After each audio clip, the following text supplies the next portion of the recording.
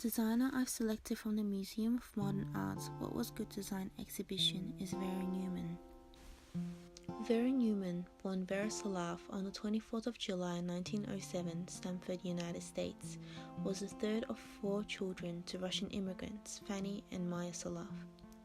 Her father, Maya Salaf, was an amateur musician who believed in encouraging his children profoundly in their passion and interest in creativity, as well as urging them to have dreams to work towards too. Neumann's father would even go as far to pay her 50 cents for every sketchbook she would fill with drawings and paintings, and on Sundays they would make their way to the Metropolitan Museum of Art, now containing many of her own designs. After graduating from the Cooper Union School of Science and Art in 1928, Neumann enrolled and furthered her studies at the Traphagen School of Design, taking still life and illustration classes. There, Vera emerged to the tantalizing world of art and fashion in the possibility of a career that fused fine and commercial art. Neumann soon began to work as a textile designer, but was challenged ethically when she was given the task of recreating knockoff designs from authentic designers. Appalled, Neumann resigned from the company and left to design children's furniture and murals for Childhood Inc. in New York, where she'd later meet her husband, George Neumann, the advertising executive from the same agency, who came from a family proficient in textiles. Shortly after their marriage, the couple and their friend Warner Ham formed a partnership and established a textile company called Printex in their tiny studio apartment in 1942 by risking $1,000 each, with only a silk screen, a kitchen table, and the support of her husband George for starters. The first products of placemats and linen fabrics were given to B. Altman & Co. for the company's initial sales, and soon after, the company began to flourish. Due to the high demands of linen and cotton for the war effort, materials were scarce.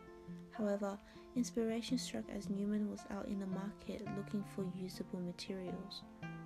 She discovered excess parachute silk from army surplus stores, and from there, her first iconic silk scarves were introduced and became hugely popular in the 60s, catching the attention of many famous icons such as Marilyn Monroe, who posed with a Vera scarf in the last photo shoot she had before her death, and First Lady Bess Truman used Vera-designed fabric to decorate the third-floor solarium windows and upholstery at the White House. The most distinguishable feature in all of Neumann's design is his signature and a ladybug symbolizing good luck. Always inspired by nature, Neumann was quoted saying, "Nature overwhelms me constantly." Later towards her career, Neumann created designs with more geometric shapes and lines, but with the same bold, abstract language of color embedded in her designs. Neumann and her husband George also applied Bauhaus principles throughout their works, with a combination of handcraft and industrial processes. However, every design is an original painting. Neumann's products grew from table linens to scarves, garments, furniture, and many more.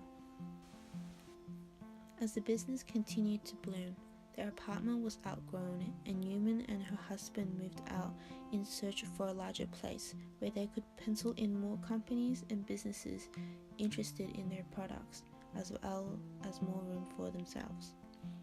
They discovered a Georgian mansion in New York Hudson Valley, which had a printing facility in the lower floor, and soon enough, they had made the mansion their home, residing in an upper level of the mansion. During the mid-1950s, Neumann and her husband chose to relocate to Westchester County to expand the company again, this time commissioning with architect Marcel Breuer to design the showrooms and printing facility. From there, the business became a 24-hour operation, and by 1967, due to the untimely death of George in 1962 and high demands of her products, Vera sold the company to the Manhattan Shirt Company for $5 million. She retained presidency of the Vera Company's subsidiary and was the only female on the board of directors. By 1972, Her designs were sold in 20,000 stores around the world, with everything from sportswear to housewares. She was arguably the first true lifestyle brand. On the 15th of June 1993, Vera Neumann passed away from a cardiac arrest at the age of 86. Despite her passing, however, Neumann's designs are currently still reproduced till this day under the Vera Company license to brands such as Anthropologie, Crate & Barrel, Metropolitan Museum of Art, as well as Bed Bath & Beyond. Neumann's screen-printed silk artwork, Stone on Stone, is part of the Museum of Modern Art's What Was Good Design exhibition, which demonstrates Diorama's 10 principles of good design. Firstly, good design is aesthetic. Stone on Stone is aesthetic as Neumann's choice of complementary colors are pleasing to the eye and adheres to a more industrial theme. Secondly, good design is honest. Stone on Stone is a textile piece with the intent to act as a decorative piece with the purpose of enhancing space and nothing else. Good design is also meant to be environmentally friendly. This means that the end product must be contributing to the preservation of the environment.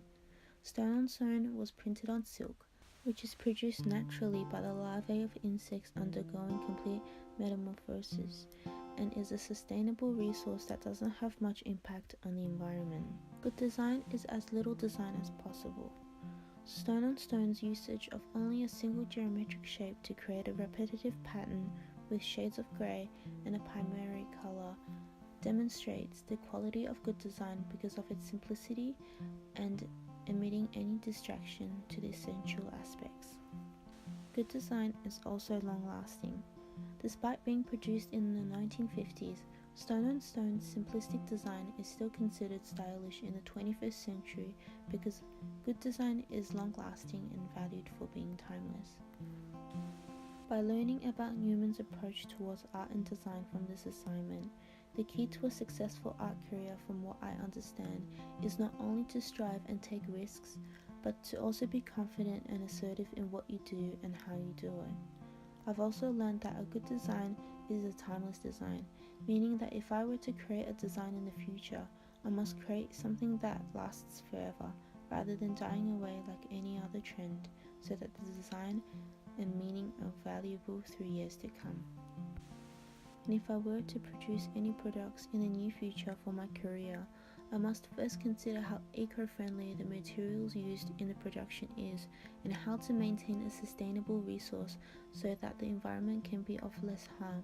That way both producer and consumer are more comfortable in the product. Another important aspect I've come to be aware of is how closely Neumann focuses on attention to detail. This is a factor I need to work towards, as it's the small accents in the artwork that can influence the artwork's sentimentalism. I aim to implement the skills I've learned from Vera Neumann to better my works in the future so that I may also bring out the same quality of works for my clients.